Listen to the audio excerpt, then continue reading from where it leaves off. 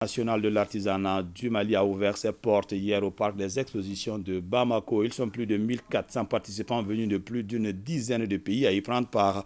Plus de 700 stands sont érigés pour la circonstance. C'est le Premier ministre, Dr Choguel Kokala-Maïga, qui a lancé cette 4e édition en présence de son homologue burkinabé Salimata Ndao. Ces coups de ciseaux ouvrent les portes du Salon international de l'artisanat du Mali, Siama.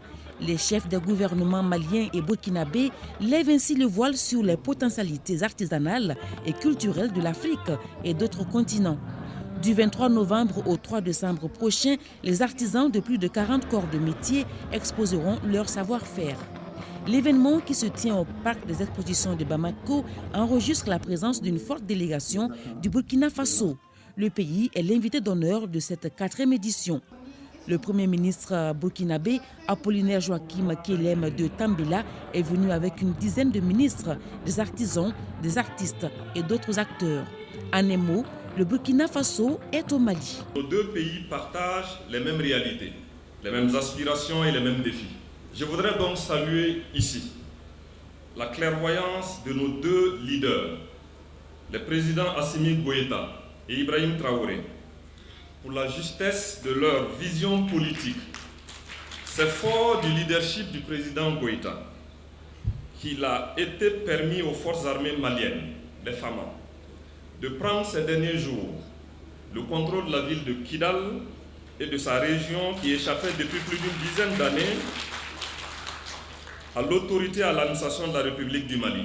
Je voudrais solennellement demander à toute l'assistance ici présente et à celles qui nous suivent en direct, qu'ensemble, toutes et tous, nous nous mettions debout pour saluer de façon appuyée, par des applaudissements nourris, son Excellence, Monsieur le Président Goïta et les FAMA pour le contrôle souverain du Mali sur Kidal.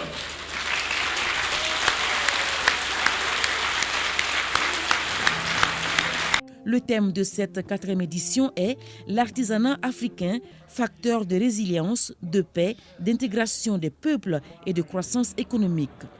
Le Premier ministre burkinabé a magnifié la culture malienne et invité les artistes à œuvrer aux côtés des organisations sahéliennes. J'ai beaucoup apprécié l'ensemble instrumental du Mali. Je ne connais pas l'histoire de cet ensemble. Mais ça ne m'étonnerait pas qu'on me dise que la touche de Modibo Keïta y est dans son histoire.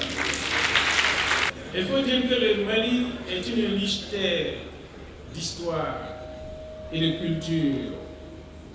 Nous connaissons les artistes maliens depuis qu'on était tout petit.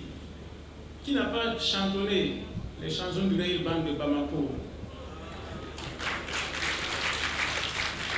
Salif Keïta, Oumou Sangaré, Koïta, les cinéastes maliens, Souleymane Cissé, Cheikh Oumar Sissoko, on ne finirait pas d'en compter. Nous sommes maintenant 3 à cheminer. Et ce cheminement a accouché de la charte de l'Iptako Gourma. Il faut donc dire que c'est l'armée africaine qui nous a tracé le chemin, soutenue par la suite par la classe consciente africaine du Mali, du Burkina Faso et du Niger. Nous attendons maintenant le soutien des artistes du Mali, du Burkina et du Niger.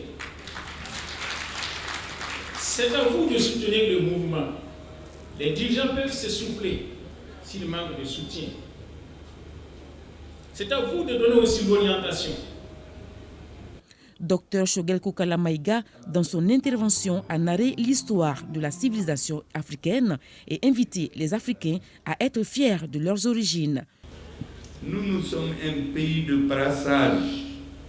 Aussi longtemps que vous montez dans l'histoire du Mali, chaque groupe ethnique à un moment donné, il était avec les autres pour faire face à l'ennemi. Tout le monde, nous avons eu des grandes entités étatiques ici. L'Empire du Mali, de Mansa Moussa, tous les Africains en sont fiers. On dit que c'est l'homme le plus riche de l'humanité. en 1300 et quelques. Il y a des pays qui n'existaient pas. 170 ans après, il y a eu Kankou Moussa. Avant Kankou Moussa, il y avait Soni Alibert. Dans l'armée Soni Alibert, il y avait des contingents composés uniquement de Touaregs, uniquement d'Arabes. Il était laïque. Tu es féticheur, tu es musulman, tu ne crois à rien d'ailleurs, ce n'est pas son problème. Tu t'acquittes de tes devoirs vis-à-vis de l'État, et c'est tout. Le chef du gouvernement a saisi cette rencontre internationale pour faire la promotion des potentialités touristiques de la région de Kidal, désormais sous contrôle de l'État malien. Le peuple malien doit se mobiliser pour que Kidal, peut-être un jour beaucoup d'Africains vont demander à Kidal, il va aller passer les week-ends là-bas, dans le sable, dans les dunes là, tranquillement.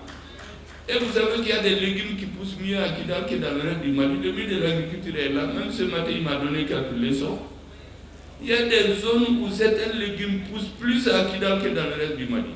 Donc je souhaiterais qu'un jour, des Burkinabés, des Nigériens et d'autres qui seraient tentés par cette vocation se donnent rendez-vous là-bas pour passer les week-ends à Kidal. Et qu'ils passent bien raconter comment cette ville est belle, que d'ailleurs eux à leur retraite ils veulent passer, installer leur maison à Kidal et y vivre. Le ministère en charge de l'artisanat, à travers l'Assemblée permanente des chambres de métiers du Mali, APCM, a érigé plus de 700 stands pour plus de 1400 participants venus de plus de 10 pays. 16 000 visiteurs sont attendus.